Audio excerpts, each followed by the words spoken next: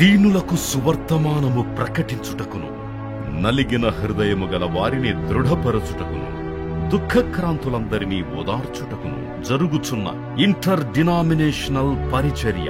యెషయా 61:1-3. United peoples fellowship UPF ఆదివారము ఆరాధనలు. ప్రభాత ఆరాధన ఉదయం 6 గంటల నుండి ఉదయం 9 గంటల వరకు. సాయంకాల ఆరాధన సాయంత్రం 6 గంటల నుండి రాత్రి 9 గంటల వరకు. స్థలం Osmania garden function hall, జామై Osmania railway station ఎదురుగా, అడిక్మెట్, హైదరాబాద్. అందరూ ఆహ్వానితులే. ఆహ్వానించువారు ప్రభువు దాసురాలు జాయ్ చెరియన్ గారు, వ్యవస్థాపక అధ్యక్షురాలు మరియు సీనియర్ పాస్టర్ యూపీఎఫ్ హైదరాబాద్. వివరములకు 9550504718, 9030757571 నంబర్లను సంప్రదించగలరు.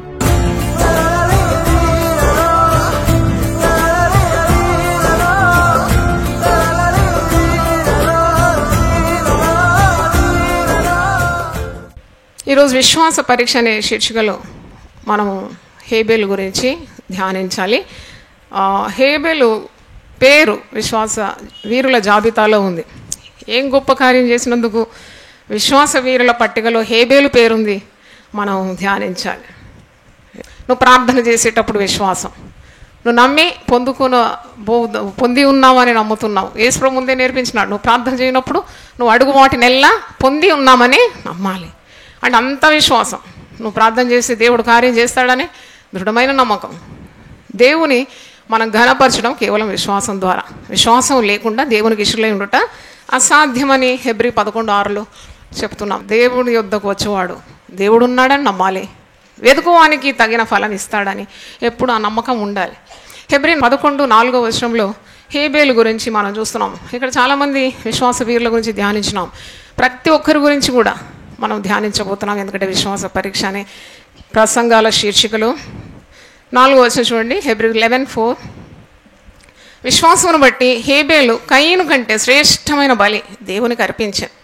దేవుడు అతని అర్పణను గురించి సాక్ష్యం ఇచ్చినప్పుడు అతడు ఆ విశ్వాసమును బట్టి నీతిమంతుడని సాక్ష్యము పొందాను.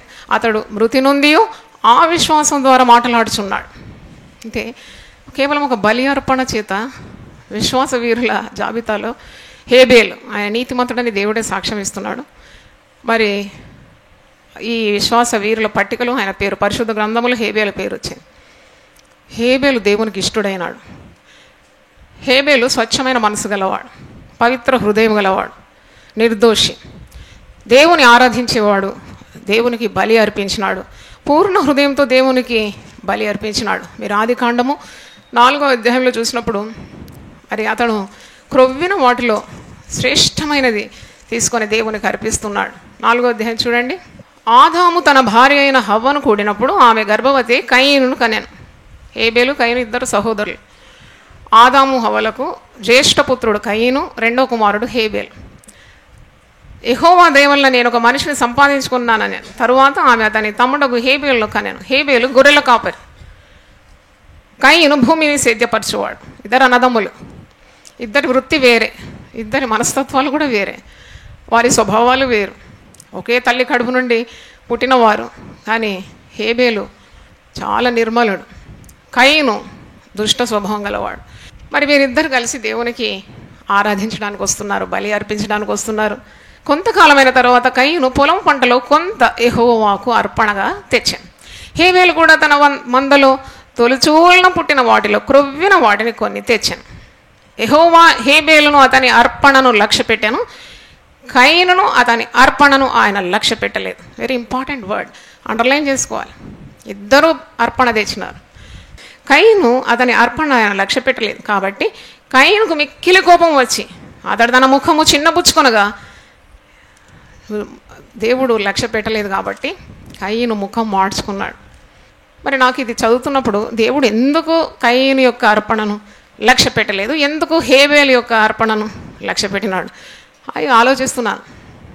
దేవుడు జంతు బలి అర్పణ, పాత నిబంధనలో జంతువులను బలి రక్త ప్రోక్షణ ద్వారా పాప ప్రాయశ్చిత్తము పొందుకున్నవారు ఉన్నారు. అట్టి అర్పణలు దేవుడు అంగీకరించినట్టు వాక్యంలో ఉంది.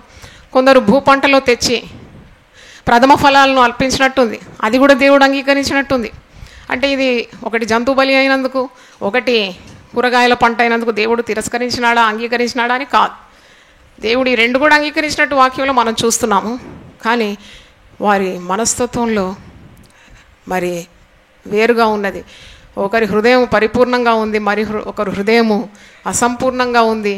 కయీను పూర్తిగా దేవుని యందు మరి భయభక్తులు గలవాడు కాడు, మరి దేవుని పూర్తిగా ప్రేమించేవాడు కాడు అని దేవునికి తెలుసు. అంటే it depends on the attitude how they gave. అంటే వారి మనస్తత్వాలు వేరుగా ఉంది. అందుకే దేవుడు కయీను యొక్క అర్పణను లక్ష్య పెట్టలేదని మనం చూస్తున్నాం. కయీను స్వభావం దుష్ట స్వభావం. హేబేలు నీతిమంతుడని దేవుడే సాక్ష్యం ఇస్తున్నాడు కదా. హేబేలు గురించి మరి మీరు జ్ఞాపకం చేసుకుంటారు అని వాక్యంలో చూస్తున్నాం. ఆయన గురించి మీరు మాట్లాడుకుంటారు, ఎందుకంటే చిరస్థాయిగా ఆయన పేరు నిలుస్తుంది అని ఇక్కడ హెబ్రీ 11లో చూస్తున్నాం. దేవుడు అతన్ని అర్పణను గురించి సాక్ష్యం ఇచ్చినప్పుడు అతడు ఆ విశ్వాసం బట్టి నీతిమంతుడనే సాక్ష్యం పొందాను. అతడు మృతి నొంది ఆ విశ్వాసం ద్వారా మాట్లాడుచున్నాడు. మృతి నొంది కూడా ఎలా మాట్లాడుచున్నాడు అంటే ఆయన అంటే ఆదిమ కాలంలోనే హేబేలు దేవునికి బలి అర్పణ చేసినాడు. పాప నివారణ కొరకు రక్త ప్రోక్షణ చాలా అవసరం కదా. రక్త ప్రోక్షణ లేని పాప నివారణ లేదని పాత నిబంధనలు మనం చూస్తున్నాం. క్రొత్త నిబంధనకు వచ్చినప్పుడు మన పాపం పోవాలంటే యేసుక్రీస్తు మన కొరకు బలి అయినాడు. యేసుక్రీస్తు రక్తం ద్వారానే మనకు పాప విమోచన లభిస్తుంది. అందుకే మనం హేబేలు రక్తం కంటే ప్రశస్తమైన రక్తం, హేబేలు అర్పించిన రక్తం కంటే ప్రశస్తమైన రక్తం యేసు ప్రభు మన కొరకు సిలువలో అర్పించినాడని హెబ్రీ 12:24 చూడండి. హెబ్రీస్ 12:24 క్రొత్త నిబంధనకు మధ్యవర్తి అయిన యేసునొద్దకును హేబేలు కంటే మరి శ్రేష్టముగా పలుకు ప్రోక్షణ రక్తమునకును మీరు వచ్చి ఉన్నారు. దేవునికి మనం ఎన్నెన్నో పనులు చేస్తాం, ఎన్నెన్నో సేవలు అందిస్తాం. దేవుడు కొన్ని లక్ష్య పెడతాడు, కొన్ని లక్ష్య పెట్టడని నేనైతే తెలుసుకున్నాను వాక్యం నుండి కదా. ప్రార్థన చేసినప్పుడు కొన్ని ప్రార్థనలు అంగీకరిస్తున్నాడు, కొన్ని ప్రార్థనలు ఆయన నిరాకరిస్తున్నాడు. కొన్ని అర్పణలు దేవుడు అంగీకరిస్తున్నాడు, కొన్ని అర్పణలు దేవుడు అంగీకరించలేదు. అంటే నీ హృదయము దేవుని సన్నిధిలో పవిత్రంగా ఉండాలి నువ్వు దైవ కార్యాలు చేసేటప్పుడు అని నాకు అనిపించింది కదా. దేవునికి ఇచ్చేటప్పుడు కూడా నలుగురు తెలుసుకోవాలని, లేక నీ పేరు ప్రకటించాలని, నీకు గుర్తింపు ఉండాలని నువ్వు ఇస్తే అలాంటి అర్పణలు ఆయన లక్ష్య పెట్టాడు కదా. బీద విధవరాలు 2 కాసులు తెచ్చి కానుక పెట్టలు వేస్తే ఆమెను దేవుడు లక్ష్య పెట్టినట్టు వాక్యంలో మనం చూస్తున్నాం కదా. అంటే నీ హృదయము ఎలాగుందో మనం ప్రతి ఒక్కరు కూడా దేవుని సన్నిధిలో దేవుని వాక్యంలో మనం చూసుకోవాలి. With what attitude you are serving God. ఇతడు స్వభావం సరిగా లేదు, హృదయము దేవుని సన్నిధిలో సరిగ్గా లేదు కాబట్టి ఎన్నెన్నో కార్యాలు చేసినాడు. He became the first murderer in the holy scriptures. ఆదాము అవ్వల కుటుంబంలో ఒక హత్యాకారుడు తేలినాడు. ఎందుకు అలాగైంది అని నేను చదువుతున్నప్పుడు ఆదాము అవ్వలు కూడా దేవుని ఆజ్ఞను ఏం చేసినారు, మీరినందుకు సంతానం కూడా ఇలాగూ గర్భంలో ఒకడు పుట్టినాడు. ఒకడు నీతిమంతుడు, మరొకడు దుర్మార్గుడు పుట్టినాడు. అసూయపరుడు పుట్టినాడు, ఈర్ష్యగలవాడు పుట్టినాడు, దేవుని లెక్క చేయనివాడు, మనుషులను లెక్క చేయనివాడు, సొంత సహోదరుని చంపినవాడు. Abel became the first martyr. మొట్టమొదటి హతసాక్షి ఎవరు తెలుసా పరిశుద్ధ గ్రంథంలో? హేబేలే. మరి మొట్టమొదటి హత్యాకారుడు ఎవరు? కయీను, మర్డరర్. చూడండి ఎలాగూ అంటే ఎంత జాగ్రత్తగా మనం ఈ లోకంలో బ్రతకాలి, ఎంత భయభక్తులు కలిగి ఉండాలి. నీ అడుగులు జారుతుందా, పట్టు తప్పుతున్నావా, దేవుని క్రమంలో ఉన్నావా, దేవునికి ఇష్టమైన పనులే నువ్వు చేస్తున్నావా, దేనికి ఇష్టమైన యోచనలే నీకు ఉన్నాయా? ఈ కయీను జీవితం భ్రష్టమైపోయింది. దేవుడు అతనికి ఒక తరుణం ఇచ్చినాడు. చూడండి దేవుడు అతనితో మాట్లాడుతున్నాడు. ఆ మాటలకు కూడా అవిధేయుడై దేవుని మాటలు ఉల్లంఘిస్తున్నాడు. దేవుడు అతనితో మాట్లాడుతున్నాడు. చూడండి ముఖం చిన్నబుచ్చుకున్నాడు. హేబేలు అర్పణను దేవుడు లక్ష్య పెట్టినాడు కాబట్టి కయీను అర్పణను దేవుడు అలక్ష్యం చేసినాడు కాబట్టి కయీను మిక్కిలి కోపం వచ్చి, 5వ వచనం చూడండి, కయీనుకు మిక్కిలి కోపం వచ్చి అతడు తన ముఖము చిన్నబుచ్చుకొనగా యెహోవా అతనితో మాట్లాడుతున్నాడు. యెహోవా కయీనుతో నీకు కోపమేలా, ముఖము చిన్నబుచ్చుకొని ఉన్నావేమి, నీవు సత్క్రియ చేసిన తలనెత్తుకున్నావా, సత్క్రియ చేయని ఎడల వాకిట పాపము పొంచి ఉండును, నీ ఎడల దానికి వాంఛ కలుగును, దానిని ఏలుదు అని. ఎంత మంచి అవకాశం ఇచ్చినాడు మారు మనసు పొందడానికి. దేవుడే స్వయంగా మాట్లాడుతున్నాడు. నువ్వెందుకు ముఖము చిన్నబుచ్చుకున్నావు, మరి నీ ఎడల దానికి వాంఛ కలుగును. అంటే ఎప్పుడైతే దేవుని మార్గం నుండి వైదొలుగుతామో ఎప్పుడు పాపం మన కొరకు వేచి ఉంటుంది అనమాట, మనల్ని మింగివేయడానికి, మన మీద ఏలుబడి చేయడానికి. అందుకే దేవునికి లోబడి ఉండి నీవు పాపాన్ని ఏం చేయాలి, మరి లొంగ తీసుకోవాలి. పాపం మీద నీకు ఏలుబడి ఉండాలి, నువ్వు దాన్ని ఏలాలి. అంటే పాపానికి దాసులు కాకూడదని అర్థం. దేవునికి స్తోత్రం, హల్లెలూయా. అంటే when you obey God only you can have control over sin. నువ్వు దేవునికి విధేయత చూపినప్పుడే పాపం మీద నీకు విజయం ఉంటుంది. ఎప్పుడైతే దేవుని మాట వినవో, దేవుని చిత్తం నెరవేర్చవో, పాపం నిన్ను లొంగ తీసుకుంటుంది. దేవుడు మాట్లాడితే కూడా లొంగిపోలేదు. ఏం చేసినాడు కయీను? 8వ వచనం చూడండి. కయీను తన తమ్ముడైన హేబేలుతో మాట్లాడాను. వారు పొలంలో ఉన్నప్పుడు కయీను తన తమ్ముడైన హేబేలు మీద పడి అతన్ని చంపాను. ఇప్పుడు హేబేలు చంపినాడు, హేబేలును కయీను చంపినాడని మనకు తెలుసు. మధ్యలో దేవుడు మాట్లాడినాడనే కార్యం మనం ఈరోజు ధ్యానిస్తున్నాం. దేవుడు మరి ఒక తరుణం అతనికి ఇచ్చినాడు మారు మనసు కొరకని. ఇప్పుడు చదువుతుంటే మనకు అర్థమవుతుంది కదా. అంటే దేవుడు చెప్పిన మాటను వినలేదు, హేబేలు మీద ఉన్న కోపాన్ని తొలగించుకోలేదు. ఆ కోపమే మరి హత్యకు దారి తీసింది.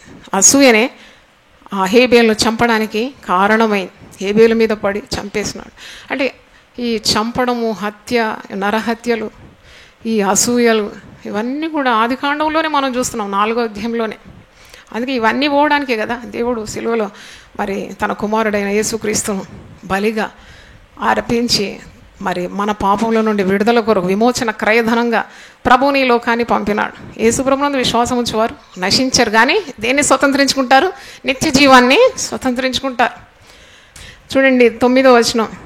దేవుడు అంటున్నాడు, నీ తమ్ముడైన హేబేలు ఎక్కడున్నాడని కయీను అడగగా, కయీను అడుగుతున్నాడు. దేవుడు ఇవన్నీ చూస్తున్నాడు కదా. దేవుడు తలంపులను ఎరుగుతాడు, చర్యలను చూస్తాడు.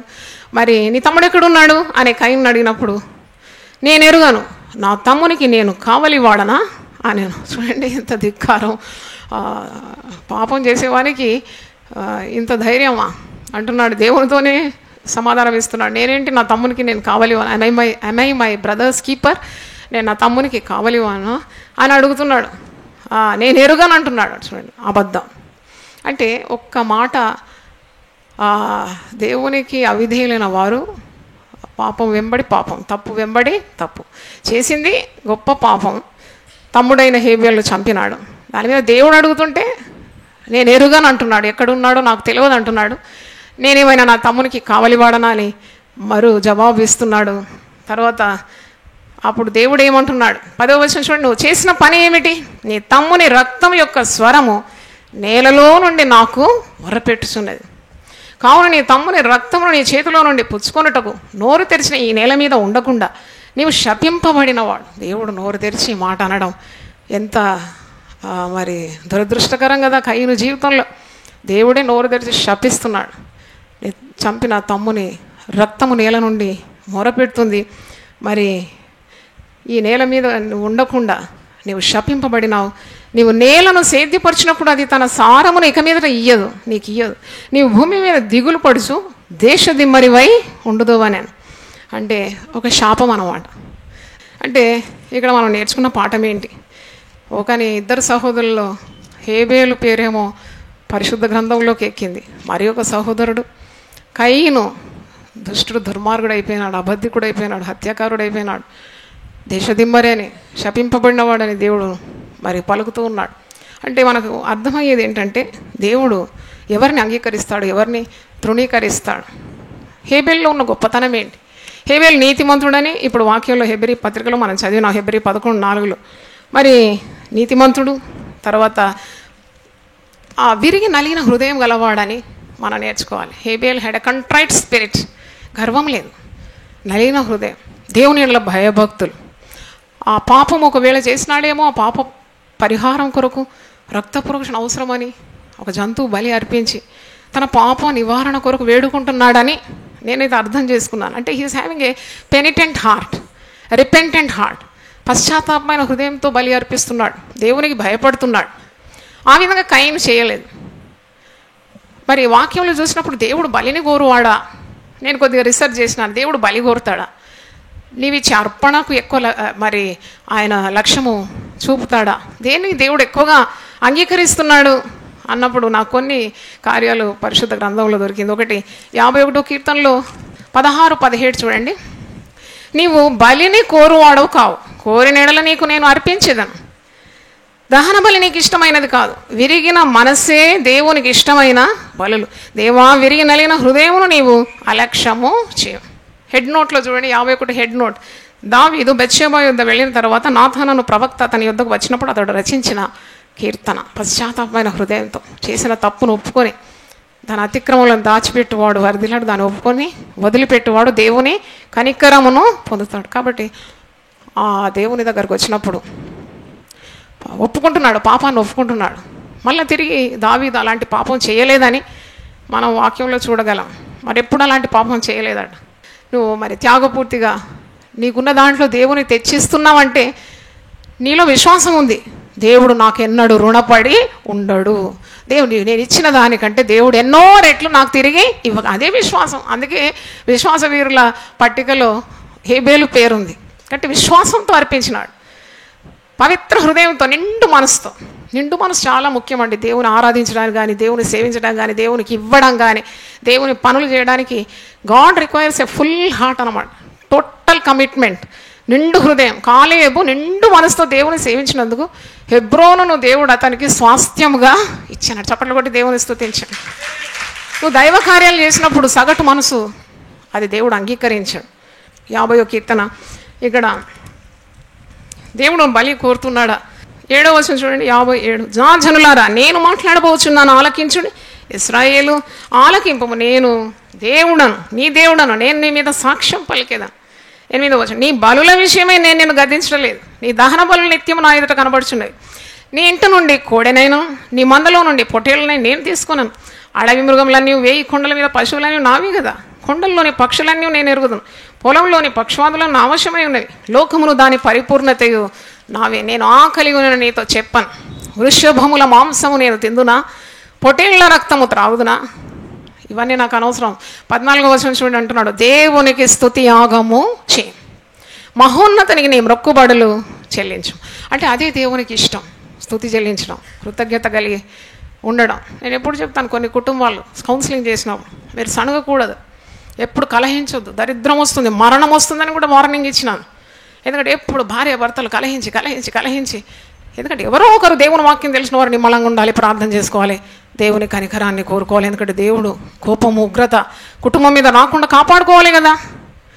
ఇద్దరికి తెలివి లేకుంటే ఆ పిల్లలు నశించిపోతారు కదా. ఎప్పుడు చెప్తూ ఉంటాను.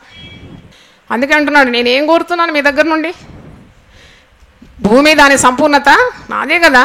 మీరు స్తుతియాగం చెల్లించండి, స్తుతి చెల్లించండి, కృతజ్ఞత కలిగి మీరు దేవుని సేవించాలని, దేవునికి స్తుతియాగం చెల్లించాలని ఇక్కడ మాట్లాడుతున్నాడు. తర్వాత మరి దేవునికి ఇష్టమైన పనులు చేయాలని వాక్యంలో మనం చూస్తున్నాం. ఇక్కడ విరిగి నలిగిన హృదయంతో హేబేలు దేవుని సన్నిధికి వచ్చినాడు. 40వ కీర్తన 6వ వచనం చూడండి, బలులనైన నైవేద్యంలో నీవు కోరటలేదు, నీవు నాకు చెవులు నిర్మించి ఉన్నావు, దహన బలునైనను పాప పరిహారార్థ బలునైనా నీవు తెమ్మనలేదు. ఎంత మంచి మాట. ఇది కూడా దావీదు రాసిన కీర్తన. నీవు నాకు చెవులు ఇచ్చినావయ్యా అంటే ఎందుకు? చాలా కాలం నాకు ఈ మాట అర్థం కాలేదు. బలులు కోరలేదు, నైవేద్య బలులు కోరలేదు, దహన బలులు కోరలేదు, కానీ నువ్వు నాకు చెవులు ఇచ్చినావంటే దాని అర్థం ఏంటి? బలులు అర్పించడం కంటే నీ చెవులు దేవుని మాటలు వినడానికి అప్పగించుకోవడం ఎంత శ్రేష్టమైంది. అంటే దేవుని మాట వినడమే శ్రేష్టం. To obey God, listen to his commands. ఆయన మరి నీకు అనుగ్రహించిన వాటి కొరకు కృతజ్ఞత కలిగి ఎల్లప్పుడూ దేవునికి విధేయత చూపడమే దేవునికి ఇష్టమైన యాగం అని. స్తుతి చెల్లించడం, స్తుతి యాగము అని అంటాం కదా. స్తుతి అంటే ఒక బలి అన్నమాట, స్తోత్ర బలి అని అంటాం. స్తుతి చెల్లించడం కూడా ఒక యాగంగా దేవుడు పరిగణిస్తున్నాడు. కృతజ్ఞత కలిగిన హృదయం ఒక యాగం అయిపోయింది. దేవుని మాట వినడం ఒక బలి అయిపోయింది. విరిగి నలిగిన హృదయం ఒక బలిగా దేవుడు పరిగణిస్తున్నాడు. చప్పట్లు కొట్టి దేవుని స్తుతిద్దాం. హల్లెలూయా. చూడండి, 3 కార్యాలు మీరు చూస్తున్నారు కదా. దేవునికి స్తుతులు అర్పించడం, పరిశుద్ధ పవిత్ర హృదయంతో దేవునికి కృతజ్ఞత కలిగి ఉండడం, దేవుని మాటకు లోబడడం, తర్వాత విరిగి నలిగిన హృదయం కలిగి ఉండడం, కంట్రైట్ స్పిరిట్. ఇవన్నీ కూడా హేబేలులో ఉన్నందుకే దేవుడు అతని బలిని మరి అంగీకరించినాడు. 1 యోహాను 3:12 చూద్దాం. 1 John 3:12. మనం కయీను వంటి వారమై ఉండరాదు. యేసు రొమ్మున అనుకున్న శిష్యుడు రాసిన పత్రిక అంటున్నాడు, కయీనులాగా స్వభావం మీకు ఉండకూడదు. కయీను వంటి వారమై ఉండరాదు. 1 John 3:12. వాడు దుష్టుని సంబంధి అయి తన సహోదరుని చంపెను. వాడు అతని ఎందుకు చంపెను? తన క్రియలు చెడ్డవియు తన సహోదరుని క్రియలు నీతి గలవి ఉండెను కనుకనే కదా. చూడండి, చీకటికి వెలుగుకు ఏమీ పొత్తు అను. నువ్వు దేవుని ఆశ్రయించి దేవుని మీద నీ నమ్మకం పెట్టుకో. అందుకే విశ్వాస పరీక్ష శీర్షిక. అంటే you should have total faith in God. హేబేలుకు పూర్తిగా దేవుని మీద నమ్మకం ఉన్నది. కయీను చూడండి, నమ్మకం లేదు, హృదయంలో అపవిత్రత ఉన్నది, కోపం ఉన్నది, అసూయ ఉన్నది, ఈర్ష్య ఉంది. అది దేవుని లోబడి వానికి ఇవన్నీ ఉండవు కదా, శుద్ధ హృదయం ఉంటుంది కదా. కానీ దీనివల్ల వచ్చిన ప్రయోజనం ఏంటి? సొంత సహోదరుని చంపినాడు కదా. దేవునికి ఎంత దూరం వెళ్ళిపోతున్నాడు, ఇంకా దూరం వెళ్ళిపో. దేవుడు మాట్లాడినాడు కదా, అతని చెయ్యి విడకుండా మాట్లాడినాడు. సత్క్రియలు చేస్తే నువ్వు తల ఎత్తుకొనవా? పాపం నీ వాకిట పొంచి ఉంటుంది కదా, నువ్వు పాపం విడిచిపెట్టకుంటే దానికి లొంగిపోతావు కదా, దానికి దాసుడవు అవుతావు కదా. ఇవన్నీ మాటలు మాట్లాడినాడు కదా దేవుడు. ఆయన దేవుని మాటకు లొంగలేదు, దేవుని శాపం పొందుకున్నాడు. నీవు భూమి మీద తిరుగులాడుతావు, దేశదిమ్మరైపోతావు, శపింపబడినవాడు అని, నువ్వు సేద్యపరిచిన దాని ఫలం అనుభవించవని, భూమి తన పంటను నీకు ఇవ్వదని, ఇలాంటి శాపాలని పొందుకున్నాడు. అంటే ఈరోజు దేవుడు మనతో మాట్లాడుతున్నాడు. ఆయన బలులు నైవేద్యములు కోరడం లేదు, కానీ నీకు చెవులు ఇచ్చినాడు, చెవులు ఇచ్చినాడు అట. చెవులను నీకు నిర్మించినాడు. చెవులు ఎందుకండి చెవులు? ఇక్కడ నుండి ఇక్కడ దాకా పోగులు వేసుకొని మంచిగా అందంగా చెవులు చాలా బాగా అలంకరణ చేసుకుంటారు. దానివల్ల ప్రయోజనం లేదు, నీ హృదయంలో మార్పిడి లేదు. దేవునికి అవిధేయత చూపెడితే చెవును అలంకరించడం కంటే నువ్వు చెవుల ద్వారా దేవుని మాటను ఎల్లప్పుడూ ఏం కావాలి? వినాలి. దేవునికి స్తోత్రం, హల్లెలూయా, దేవునికి స్తోత్రం. కయీను నడిచిన మార్గంలో నువ్వు నడవకూడదని యూదాపత్రిక 11వ వచనంలో, యూదాపత్రిక 1వ అధ్యాయము దాంట్లో 11వ వచనంలో, కయీను నడిచిన మార్గంలో నీవు నడవకూడదు. కొద్ది జీవితమే కానీ it was a precious life, totally committed to God, obeying God, doing what pleased God. అదనమాట దేవునికి సువాసనగా ఉంది. మరి ఈ విశ్వాసం నీకు కావాలి. సంపూర్ణంగా దేవుని ప్రేమించడానికి, నిండుగా ఆయనను మరి సేవించడానికి నీకు అలాంటి హృదయం కావాలి. నీలో విశ్వాసం ఉన్నప్పుడు తప్పకుండా నీకు దైవాశీర్వాదాలు, అద్భుతాలు నీ జీవితంలో తప్పకుండా జరుగుతుంది. ఎందుకంటే హెబ్రీ 11:33లో అసాధారణమైన కార్యాలు వారు విశ్వాసం ద్వారా జరిగించినారని చూస్తున్నాం. అపనమ్మకంతో నువ్వు ఏ కార్యాలు చేయలేవు, కానీ విశ్వాసంతో గొప్ప కార్యాలు చేస్తావని హెబ్రీ 11:33 చూడండి. విశ్వాసము ద్వారా, అందరు కలిసి చదువుతామా? విశ్వాసము ద్వారా రాజ్యములను జయించిరి, నీతి కార్యములను జరిగించిరి, వాగ్దానములను పొందిరి, సింహముల నోళ్లను మూసిరి, అగ్ని బలమును చల్లార్చిరి, ఖడ్గధారను తప్పించుకొనిరి, బలహీనులుగా ఉండి బలపరచబడిరి, యుద్ధములో పరాక్రమశాలురైరి, అన్యుల సేనలను పారదోలిరి, స్త్రీలు మృతులైన తమ వారిని పునరుద్ధానం వలన మరల పొందిరి. అంటే ఇవన్నీ ఘనకార్యాలు విశ్వాసం ద్వారా జరిగింది. మరి విశ్వాసం ఉన్నప్పుడు శ్రమలు తప్పుతుందా? అంటే suppose you have great faith in you, does it mean that you are away from problems, suffering? తప్పకుండా నీకు శ్రమలు ఉంటుంది. హేబేలు అంత గొప్ప విశ్వాస వీరుడు, శ్రమకి గురైనాడు కదా, కానీ అట్టి శ్రమలో కూడా విజయం పొందినాడు కదా. 36 నుండి మీరు 38 వచనాలు చదివితే, they have face so many problems but they were standing firm for God. 36 నుండి 38, హెబ్రీ 11. మరి కొందరు తిరస్కారములను, కొరడా దెబ్బలను, మరి బంధకములను, ఖైదీను అనుభవించడి, రాళ్లతో కొట్టబడిరి, రంపములతో కోయబడిరి, శోధింపబడిరి, ఖడ్గముతో చంపబడిరి, గొర్రె చర్మములను మేక చర్మలను వేసుకొని దరిద్రులై ఉండి శ్రమపడి హింస పొందుచు అడవుల్లోనూ కొండల మీదను గుహల్లోను సొరంగములలోను తిరుగులాడుచు సంచరించిరి. అట్టి వారికి ఈ లోకము యోగ్యమైనది కాదు. అంటే మరి విశ్వాసం నీ హృదయంలో ఉన్నంత మాత్రము నీకు శ్రమలు దూరం అవుతుందని కాదు, కానీ ఆ శ్రమలో దేవుని సన్నిధి నీవు తప్పకుండా అనుభవిస్తావు. దేవుని యొక్క చిత్తాన్ని నీవు జీవితంలో నెరవేర్చబడుతుంది అని నీవు విశ్వసించాలి. దేవునికి స్తోత్రం. 2 వచనాలు చదువుతున్నాను, హెబ్రీ 10:36 ఆన్వర్డ్స్. 35 చూడండి. మీ ధైర్యమును విడిచిపెట్టకుడి, దానికి ప్రతిఫలముగా గొప్ప బహుమానము కలుగును. మీరు దేవుని చిత్తము నెరవేర్చిన వారై వాగ్దానం పొందు నిమిత్తం మీకు ఓరిమి అవసరమై ఉన్నది. కేవలం విశ్వాసంతో సరిపెట్టకూడదు. విశ్వాసం నీ హృదయంలో ఉంటే నీకు సహనం కూడా చాలా కావాలి. 38వ వచనం. నా ఎదుట నీతిమంతుడైన వాడు విశ్వాస మూలముగా జీవించును. కానీ అతడు వెనక తీసిన ఎడల అతని యందు నా ఆత్మకు సంతోషం ఉండదు. దేవుడే అంటున్నాడు, ఒకవేళ నీ విశ్వాసంలో నువ్వు వెనకబడితే దేవునికి నీ ఎడల సంతోషం ఉండదంట. దేవునికి స్తోత్రం. విశ్వాసాన్ని కోల్పోవద్దని నేర్చుకున్నాం.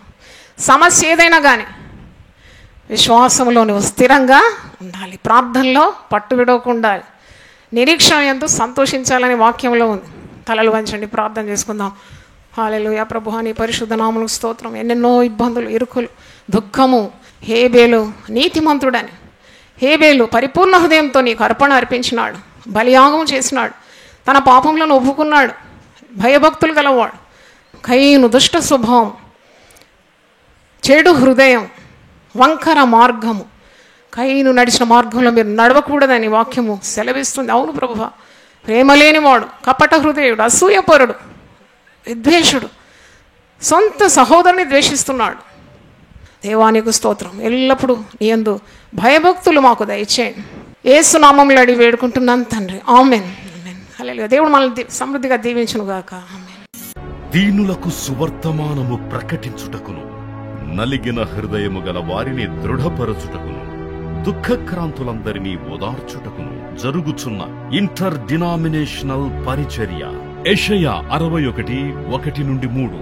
యునైటెడ్ పీపుల్స్ ఫెలోషిప్ UPF ఆదివారము ఆరాధనలు. ప్రభాత ఆరాధన ఉదయం 6 గంటల నుండి ఉదయం 9 గంటల వరకు. సాయంకాల ఆరాధన సాయంత్రం 6 గంటల నుండి రాత్రి 9 గంటల వరకు. స్థలం Osmania garden function hall, జామై Osmania railway station ఎదురుగా, అడిక్మెట్, హైదరాబాద్. అందరూ ఆహ్వానితులే. ఆహ్వానించువారు ప్రభువు దాసురాలు జాయ్ చెరియన్ గారు, వ్యవస్థాపక అధ్యక్షురాలు మరియు సీనియర్ పాస్టర్ UPF హైదరాబాద్. వివరములకు 9550504718, 9030757571 నంబర్లను సంప్రదించగలరు.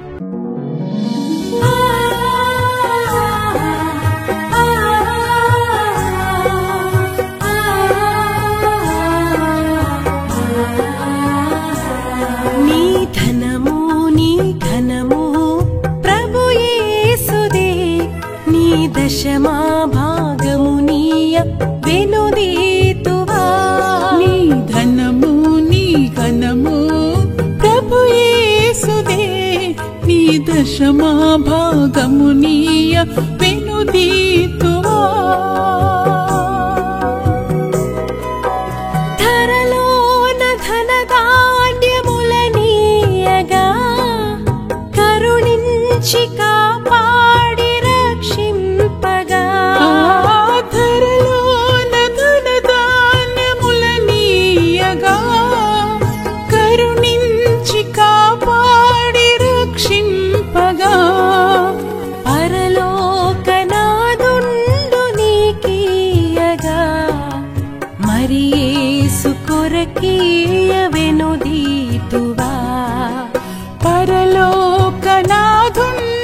నీకీయగా మరి యేసు కొరకీయ వెనుదీతువా. నీ ధనము నీ ఘనము ప్రభు యేసుదే, నీ దశమా భాగమునీయ వెనుదీతువా. పాడి పంటలు ప్రభువు నీకీయగా కూడు గుట్టలు నీకు దయచేయగా. పాడి పంటలు ప్రభువు నీకీయగా కూడు గుట్టలు నీకు దయచేయగా. వీడంగ ప్రభు యేసు నామంబును గడువేల ప్రభుకీయను క్రైస్తవా. వీడంగ ప్రభు యేసు నామంబును గడువేల ప్రభుకీయను క్రైస్తవా. నీ ధనము నీ ఘనము